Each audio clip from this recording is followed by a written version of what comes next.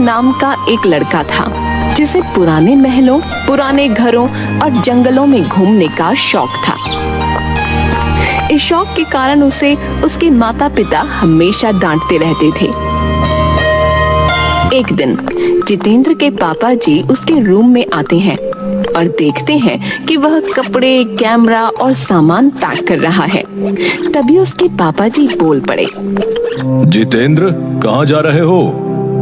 पापा, और कहाँ जाऊंगा? हिस्टोरिकल प्लेस और कोई नई जगह खोजकर वहाँ के इतिहास को देखूंगा। इसके बाद वहाँ पैरानॉर्मल एक्टिविटी को समझने की कोशिश करूंगा। तुमसे कितनी बार कहा है कि इन फालतू के झंझटों में मत पड़ा करो। किसी नेगेटिव चीज को छेड़ना अच्छा नहीं होता। पापा, ये मेरा शौक है, अभी नहीं करूंगा तो कब करूंगा? तेज बातों की आवाज सुनकर उसकी माँ भी आ जाती है। क्या हो रहा है? क्यों इतनी तेज गुस्सा हो रहे हो? और क्या होगा, पूछो अपने लाल से। खंडरों में जाएंगे भूत पकड़ने, अपनी जिंदगी से खिलवाड़ करने। यह सुनकर माँ गुस्से में, तू कहीं नहीं जा रहा है? कुछ आया कि नहीं समझ में? क्या कह रही हूँ मैं? अरे माँ, मैं अकेले थोड़ी न जा रहा हूँ, मेरे साथ दोस्त भी जा रहे हैं। अब बच्चा तो नहीं हूँ ना। जाने दो इसे, मानता ही नहीं, जब देखो मनमानी करता रहता है। अरे मैं जल्दी ही आ जाऊंगा, आप गुस्सा क्यों हो रही हो? अभी तक कुछ हुआ क्या जो आप अब भी टेंशन ले रही हो? ठीक है, जा अपना ध्यान रखना, साथ ही कॉल करते रहना। माँ की बातों के साथ उसके पिता सर हिलाकर सहमति जता देते हैं। दूसरे दिन वह दोस्त राहुल और पंकज के साथ मध्य प्रदेश के बुरहानपुर से कुछ दूर एक हवेली में था। यार राहुल, बुरहानपुर से वो हवेली कितनी दूर है? पंकज बीच में ही बोल पड़ता है, मैंने सुना है कि उस हवेली में कोई साया है, क्या ये सच है? जिस हवेली में जा रहे हैं वो बुरहानपुर रेलवे स्टेशन से 60-70 किलोमीटर है। हाँ पंकज, वहाँ के लोग कहते हैं कि उस हवेली को एक ही रात में जिन्नात ने बनाया था। यार कुछ भी, हम लोग कितनी जगहों पर गए, कभी कुछ मिला है? हवेली पर भी कुछ नहीं मिलेगा। मैंने सुना है कि वहाँ पर रखवाली के लिए किसी को रखा भी गया है। हाँ यार, सुना तो है। तुम दोनों की ये बड़ी खराब आदत है, तुम दोनों सुनी सुनाई बातों पर विश्वास करने लगते हो। चलो वहीं चलकर देखें कौन है जिन्नात।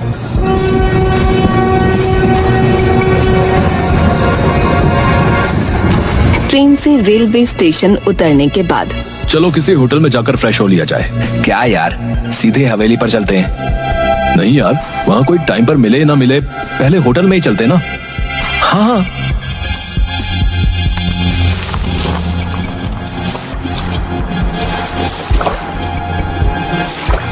फिर तीनों होटल में जाते हैं। वहाँ भी हवेली की बातें में वो बात कर रहे होते हैं। मैं तो बहुत एक्साइटेड हूँ हवेली पर जाने के लिए। तभी होटल मैनेजर, सर आप मत जाइए, वो हवेली बहुत मनहूस है। जो भी गया और रात में रुका तो कभी वापस नहीं आया।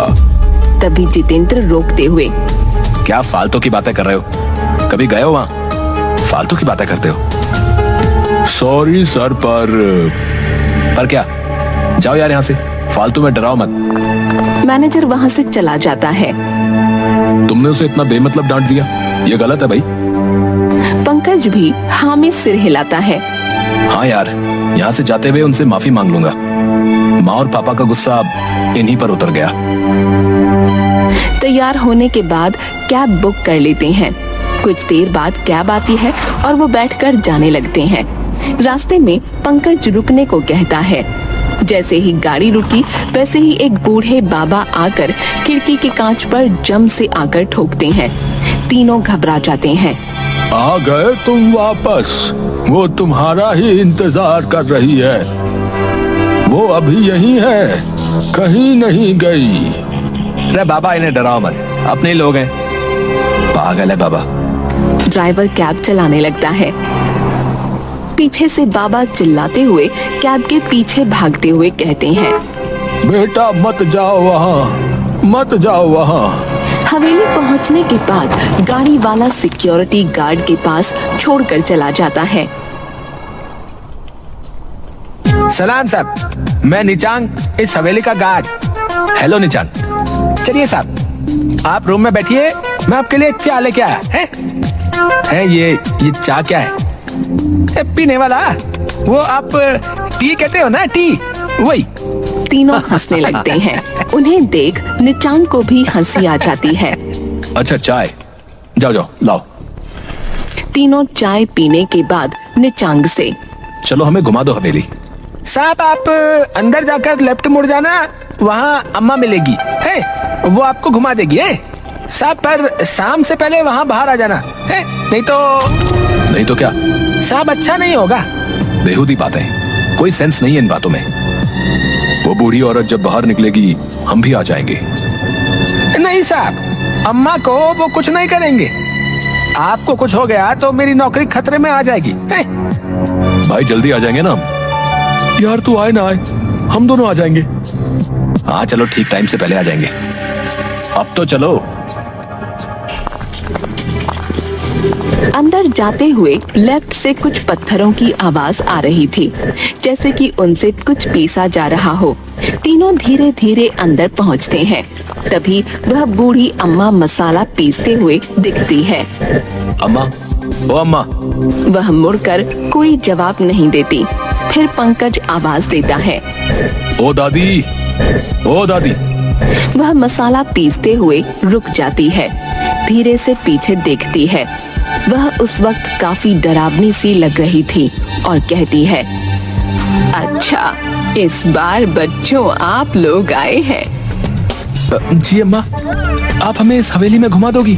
हाँ, पर कोई मुझसे दूर नहीं जाएगा, विशेषकर ऊपरी मंजिल पर बिल्कुल भी नहीं। क्यों अम्मा, ऐसा क्यों? इसे जिन्नात की हवेली क्यों कहते हैं? इस हवेली को इंसानों ने थोड़े ही बनाया है। इसे मेरे वालिद जो आलिम थे, उन्होंने जिन्न को काबू करके रातों रात इस हवेली को बनवाया था। क्या वो जिन्न अभी भी काबू है?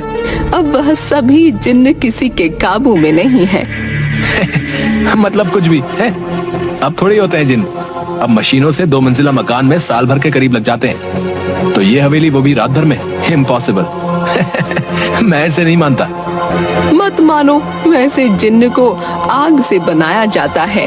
वह जहाँ रहते हैं वह जगह काफी गर्म रहती है।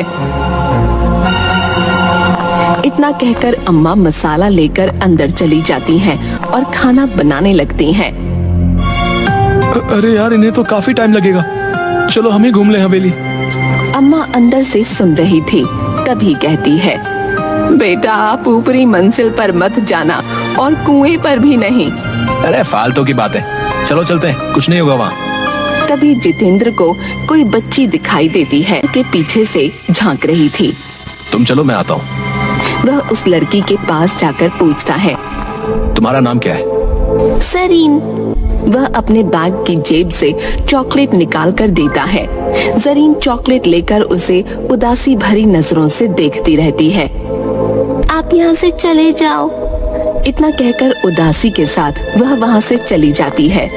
जितेंद्र को उसे देखकर बहुत अजीब लग रहा था। तभी बहुत तेज आवाज आती है, जैसे कि गहरे पानी में कुछ गिरा हो। जितेंद्र दौड़कर आवाज वाली जगह पर जाता है। वह देखता है कि राहुल अकेला कुएं की दीवार पर बैठा था। वह राहुल से पूछता है, ये किस चीज की इतनी तेज आवाज थी? पंकज कहाँ है? इतने में पीछे से पंकज भी दौड़कर आता है। वो भी पूछता है, क्या हुआ? कुछ भी तो नहीं, बस इस कुएं में पत्थर फेंका था। इतने में पंकज घबरा कर कहता है, वो बूढ़ी औरत ने तो कुएं के पास आने के लिए मना किया था ना, तो तू यहाँ क्यों बैठा है? चल उतर जल्दी, चल यहाँ से। पंकज राहुल का हाथ गुस्से और जोर से पकड़कर वहाँ से दूर ले जाता है।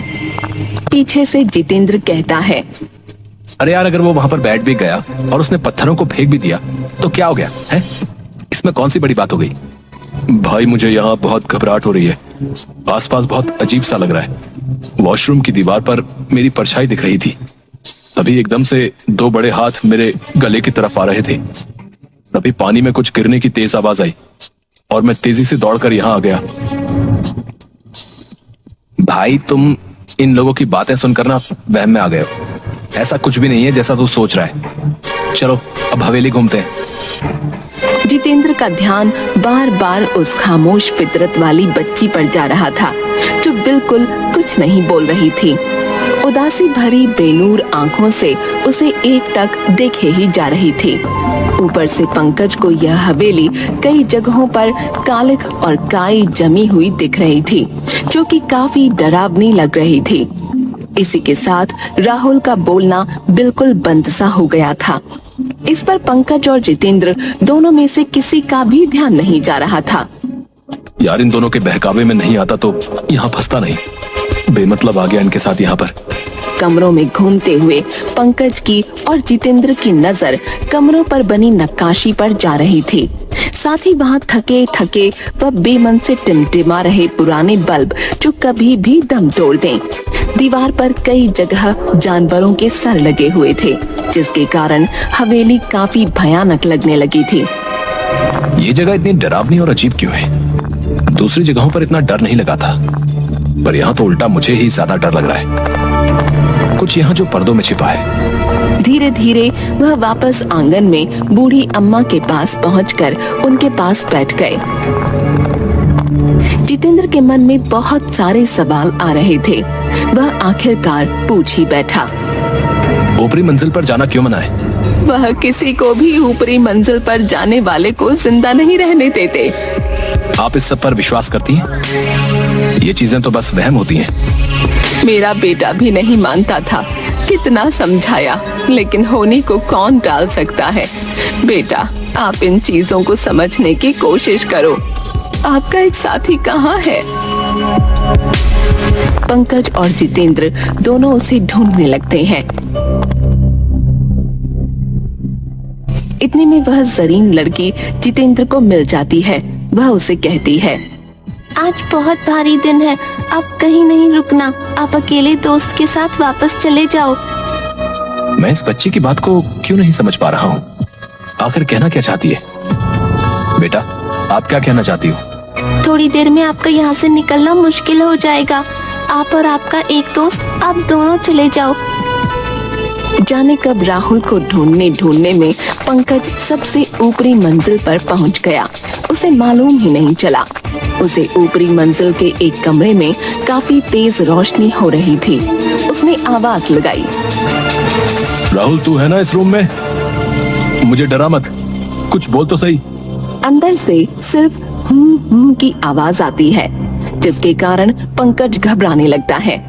इसके बाद वह जोर से चिल्लाता है, राहुल बाहर निकल जल्दी। पंकज की आवाज नीचे जितेंद्र के पास जाती है। वह समझ जाता है कि पंकज सबसे ऊपरी वाली मंजिल पर है। वह भी तेजी से ऊपर जाने लगता है। वह छोटी बच्ची उसे रोक लेती है। ऊपर पंकज गेट खोल लेता है और एक जोरदार चीख के साथ तेज रोशनी दिखाई देती है। फिर पंकज का शरीर धीरे धीरे नीचे आने लगता है, जैसे कि पानी पर तैर रहा हो। यह सब जितेंद्र की आंखों के सामने हो रहा था। एकदम से ये सब देखकर जितेंद्र वहीं बेहोश हो जाता है। जब वह आंखें खोलता है तो वो अपने आप को अम्मा के रूम में उनकी गोद में सर रखे पाता है। वह घबराकर बैठ जाता है और उठकर बाहर जाने लगता है। अम्मा उसका हाथ पकड़ लेती है। अब कोई फायदा नहीं है, अब रात हो चुकी है। तुम इस कमरे से निकलते हो तो तुम्हारा हाल भी दोस्तों जैसा हो जाएगा। देखना चाहते हो तो खिड़की के छेद में से देखो, खिड़की मत खोलना। जैसे ही वो बाहर देखता है तो उसके दोनों दोस्त दिखते हैं। एक अध जला और दूसरा पानी की वजह से फूला हुआ। ये कैसे हुआ? मैंने तुम्हें रोका था और कहा था ऊपरी मंजिल और कुएं पर जाना मना है। जो ऊपरी मंजिल पर गया वो जल गया, जो कुएं के पास गया वह पानी की वजह से फूल गया। सरीन, वो बच्ची कहाँ है? कौन बच्ची? जो मुझे ऊपर जाने से रोक रही थी। नहीं बेटा, यहाँ पिछले 40 सालों से कोई बच्ची नहीं है। जितेंद्र ये सुनकर बिल्कुल सुन्न सा रह जाता है। फिर वही लड़की को एक फोटो में देखता है। यही तो है वो बच्ची, यही तो है। यह मेरी बेटी है जो ऊपरी मंजिल से सीधे कुएं में जा गिरी थी। वही जिन्नों की वजह से, इसीलिए मैं यह हवेली छोड़ना नहीं चाहती हूँ। मुझे बाहर जाना है, हवेली से बाहर जाना है। सुबह होते ही मैं निकल जाऊंगा। बेटा, जो इस हवेली में एक रात में फंस जाता है फिर वो वापस नहीं निकल पाता। यही यहाँ की सच्चाई है। रात भर वो दोनों बैठे रहते हैं। सुबह होते ही जितेंद्र गेट खोलकर बाहर निकलता है।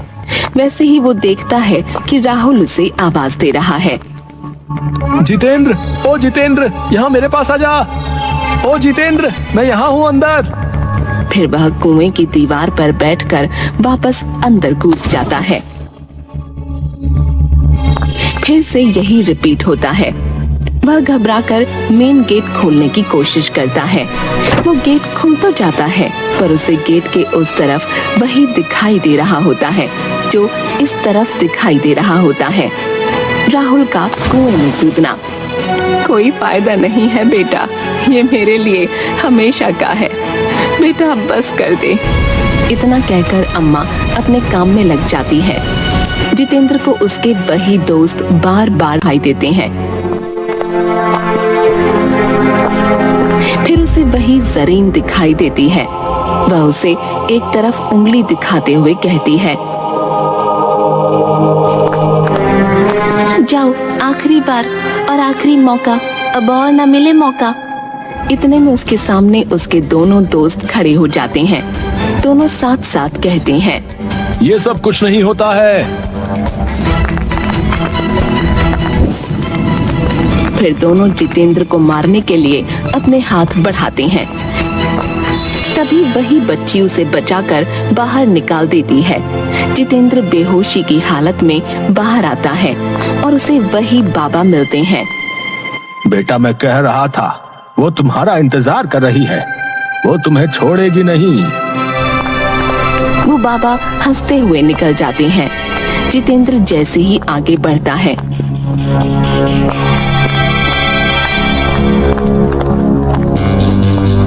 उसे एक गाड़ी दिखती है। उसमें भी 3 दोस्त उसी हवेली में जाते हुए दिखते हैं। वही सीन वापस से उसे दिखने लगता है पर वो बाहर होता है। गाड़ी में कोई और होते हैं। जाते जाते वह वापस मुड़कर देखता है तो वो बच्ची उसे ही देख रही होती है। उस बच्ची के साथ भी वही हादसा होते हुए उसे दिखता है। बच्ची को आग लगती है और वो नीचे गिरने लगती है। अब जितेंद्र समझ गया था कि जिंदगी अनमोल होती है, बड़ों का कहना मान लेना चाहिए। वह मान गया था कि किसी भी शक्ति को नकारा नहीं जा सकता है, चाहे वह नेगेटिव हो या